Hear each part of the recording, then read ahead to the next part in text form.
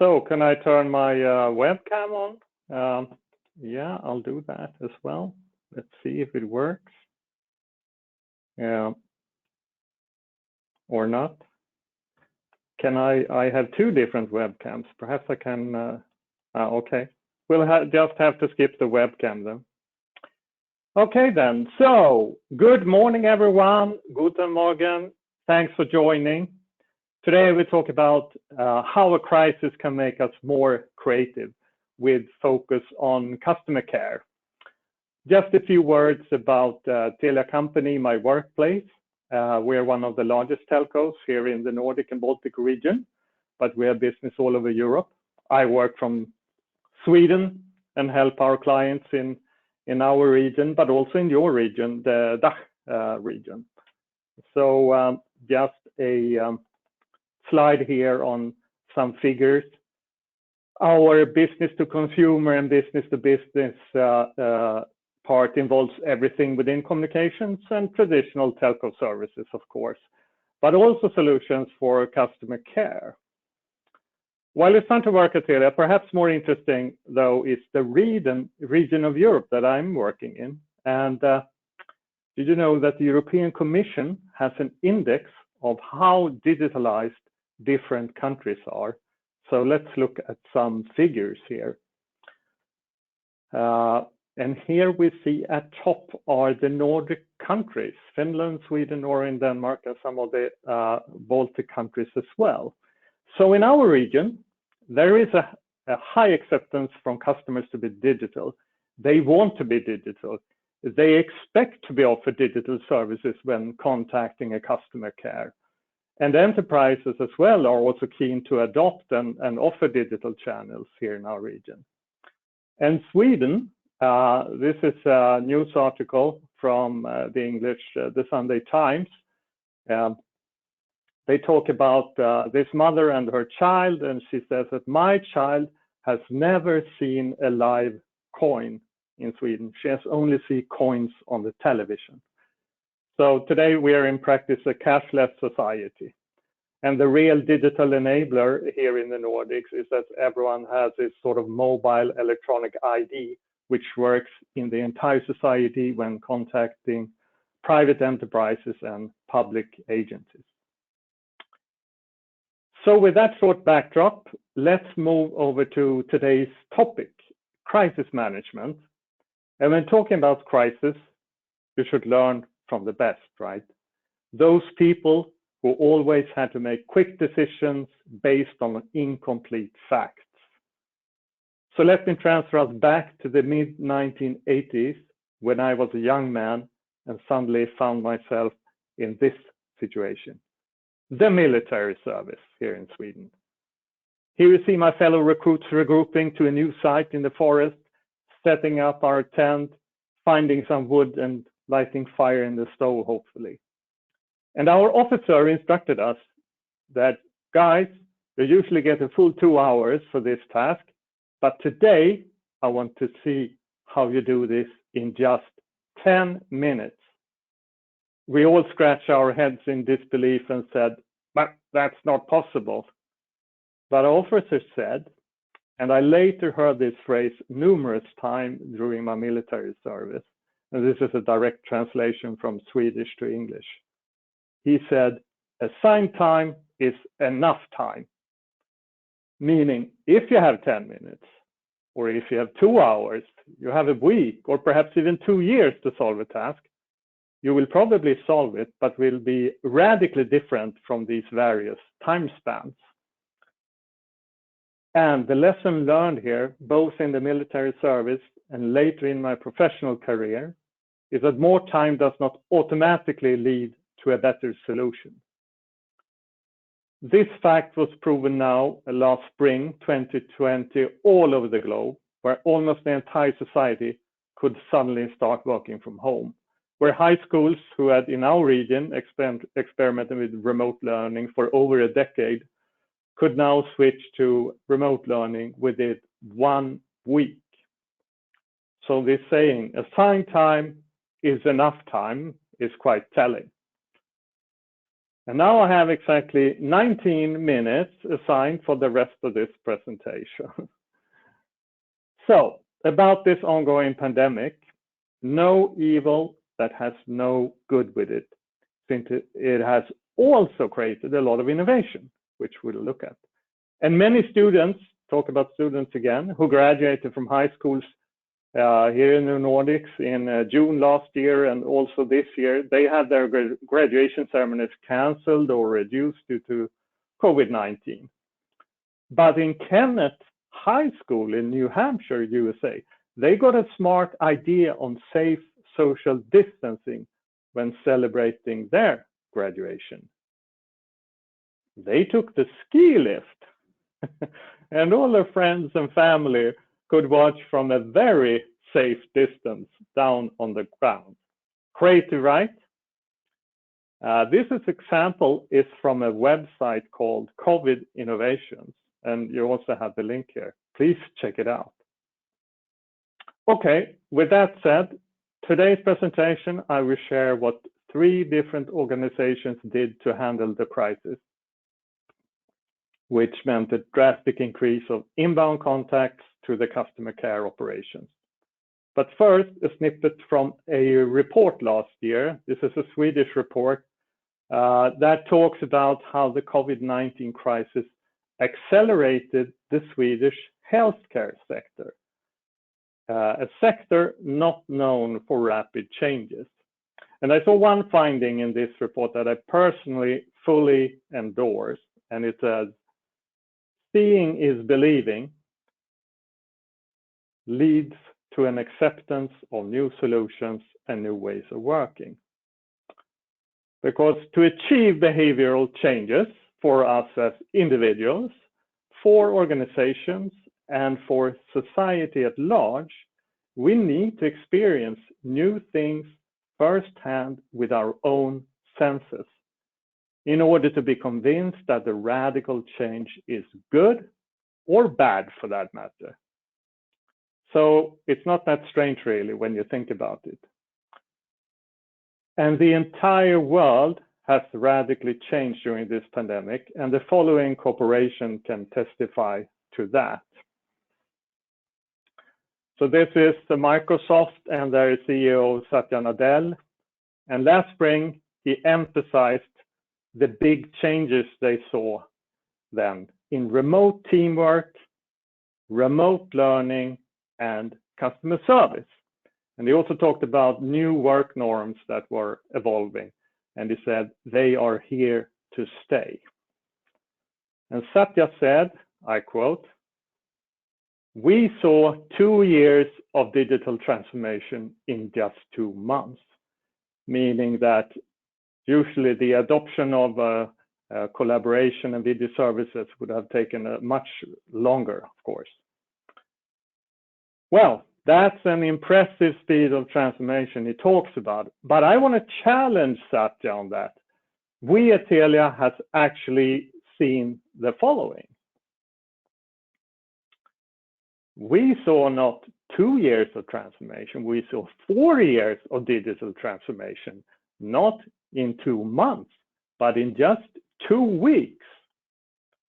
And this happened at one of our clients, which I will talk about shortly. Beat that, Microsoft. First, some more interesting facts that we saw in the Nordic market when it comes to customer care operations, some obvious COVID-19 effects.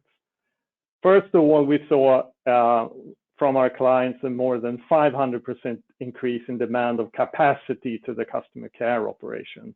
And here's a news article from March last year, from Friday the 13th. Spooky. This is a national crisis number in Sweden, which you can dial, 11313. It's not to the police and ambulance and fire brigades. It's a national crisis number. And this article tells the story of, normally they have 30 inbound calls per day, but in March they peaked at 35,000 calls per day, 1,000 times higher. Impossible to handle, of course. The second example is from Norway, And two, they published on social media that they are handling tickets and customer care for Norway's public transportation. And they shared here on March 24 that we're now working from home, but you as customer, you can relax. We're handling our customer care as normal. Great. And that's something we saw almost over the entire sectors, that everyone moved their customer care operations to home, or teleworking as it's also called. And finally, of course, our own video services skyrocketed. This is from February to April. So yeah, that's some effects we saw. So let's look at our 3 customer cases. This is our first, and we will see in this case how 4 years of digital transformation happened in just 2 weeks. In this case is from the healthcare sector, where changes happens a lot slower than in other industries, but all for a good reason, right? I mean, they deal with life and death. So this is a photo from how it looked at a hospital in March all around the country. No one was suddenly welcome, it seemed. We see here riot fences. We see yellow tents, and inside the tents were people dressed like spacemen. A really scary picture. With this particular healthcare region, we've been discussing various digital healthcare initiatives since 2016, and now 4 years later, things started to happen quickly.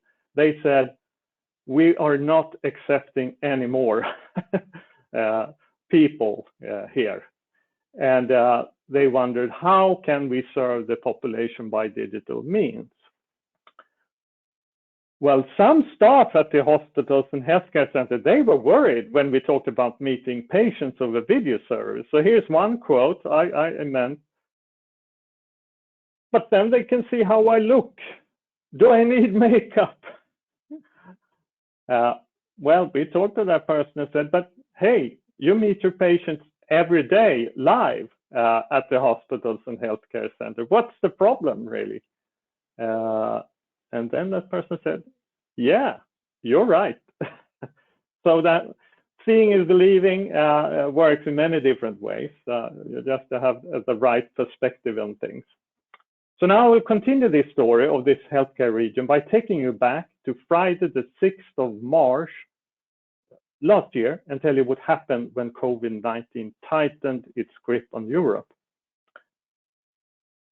My colleague was that day on holiday, just enjoying her lunch in the ski slopes of northern Italy. Beautiful landscape, right? At that time, though, she was not aware of her being in the epicenter of COVID-19 spread in Europe. What an irony. Suddenly, her phone rang. It was her contact at the healthcare region. They wanted to implement video services for the entire region for 4,000 medical staff, including planning, training, deploying, all in 1 week. Well, my colleague bounced out of the chair, but then she set things quickly in motion back home here at Telia. Within a week, the first healthcare centers were operational with patients meeting through video, and within 2 weeks, the rollout plan was in full motion. So 4 years of digital transformation happened suddenly in just 2 weeks. How about that, Microsoft? The region later on published a short film on their own Facebook pages about their success. It's in Swedish, so I'll summarize it for you instead. Here is the physician, Stefan, who talks about how the video visit works in practice. And here are some comments. He says it has been very easy to get started and it works well. And follow-up meetings with patients are perfect to be performed remotely. I mean, the first time the patient comes in, it's live, of course, but then to follow up the progress, of course, it's going to be done remotely. And he also said, we have seen that it works well for patients, even for the elderly. And they were worried about this before they started, but it seems that most elderly can handle a tablet or a smartphone or a PC today. And perhaps the most important thing, this is a real patient who participated in this video, and he says, I have a 1-hour travel to my hospital. To go there for follow-up meetings is a waste of time. So patients love not having to travel, of course. So it's a win-win situation, really. So Stefan's final word to his colleagues within the healthcare region, he said, if you have not tried it yet, go for it.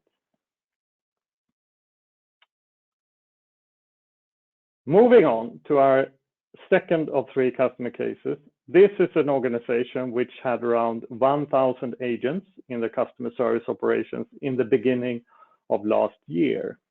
And they have an influx of members every month, around 30 to 40,000 that they need to handle in through their webpage and through live agent calls, etc.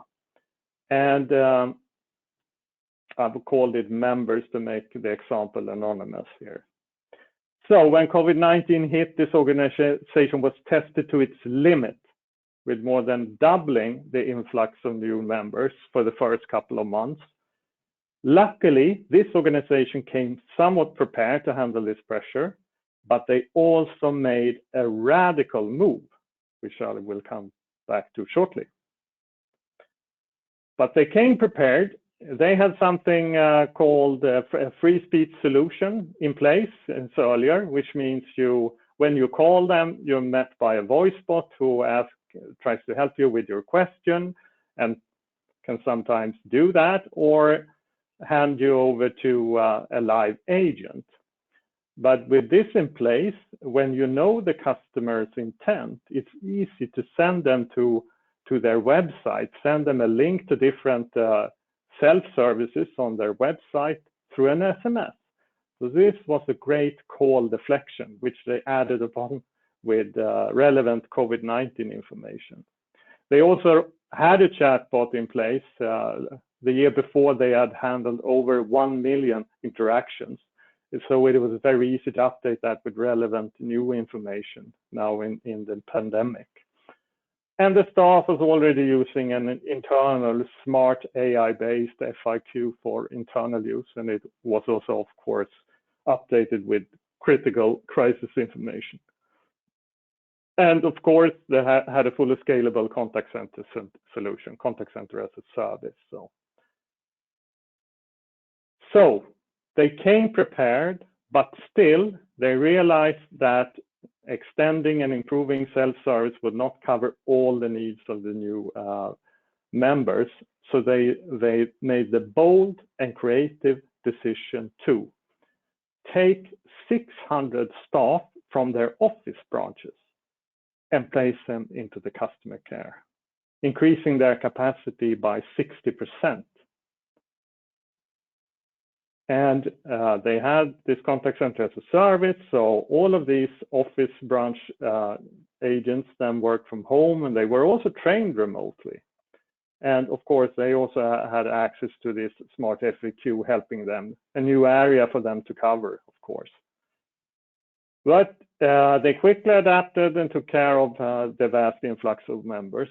And interesting, they also measured what the new staff thought afterwards. I have 2 findings here to share. Despite tough challenges, everyone was happy to chip in. So they asked, okay, you needed to work with some new applications here. Were they easy to use? And the majority said yes. And perhaps more interesting, are you willing to volunteer to participate again if we face a new crisis? And the majority said, yes, I will. Okay. Before the final customer case, let's get some input from a report from the Nordic analyst firm Radar. This was also from last year on their prognosis on what COVID-19 means for enterprises. And I mean, it's quite obvious though, but this is one of the quotes, of course, in this report. The new normal requires increased automation. You need to change your business by increasing your pace and use of digital channels. So that's their strong recommendation, and that's exactly what we saw in many organizations during the pandemic. And the final customer case is a small example of just that, a record fast deployment of a 24/7 digital self-service. So now we move back to the end of March last year when my colleagues were in meetings with this insurance company. This is from their homepage, and here things happened quickly in just a week. So what happened that week? Well, COVID-19 forced or motivated many organizations to very quick decision making, as we've talked about. There was an enormous need for information from the public population. Remember the crisis number, 11313 example I showed you earlier? Massive pressure, even on the insurance companies as well. So this week started in March with a demo of a smart FAQ solution. They did a formal training, and during the training, they started filling it with guides and thought, well, we'll perhaps deploy this sometime in the future. But an insurance company will receive a lot of questions pertaining to the coronavirus because people saw their holiday trips and flights being canceled left and right. So there was a massive influx of questions to this insurance company. So at the end of the week, COVID-19 became the trigger. So they launched it live on their website, and they went from decision to go live in only 2 days. And here they published a lot of relevant coronavirus questions. Okay, it's time to wrap up with my key takeaways. And at the very end, you will have one final COVID-19 innovation. So my key takeaways, some advice: start by doing an inventory. Is your organization crisis prepared? Hopefully you are by now. If not, do that immediately. And talking about customer care specifically, are they crisis ready? Can they think outside of the box like the government agency did, for example? How can you also improve your solution by increasing automation, self-service, digital initiatives? Number two, if the pandemic has shown us anything, is that you do not need to research and discuss new things to death. Instead, like Nike said, just do it. Stop talking, start testing, dare to try test new things live in production, have a more agile approach. Question yourself, why and how are you doing things today in your operations? Are they optimal? Can you work smarter? And finally, in the military, they have known for a long time that any given task can be solved within a short time limit, often regardless of the amount of time given. 2 hours versus 10 minutes can sound challenging, but did you know that most or many innovations came out of extreme time pressure? So that's the time when you really have to think outside of the box. I think we can establish by now, this far in the presentation, that assigned time is enough time. So before I say auf Wiedersehen, I will finish with the side of COVID innovations once again, and with a real heartwarming example.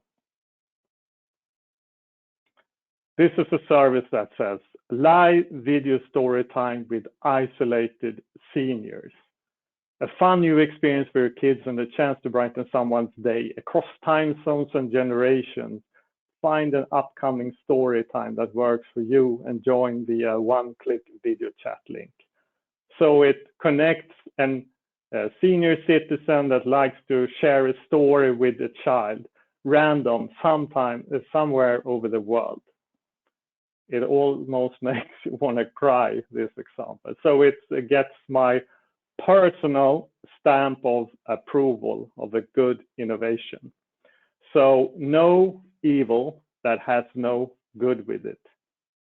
Thank you for listening.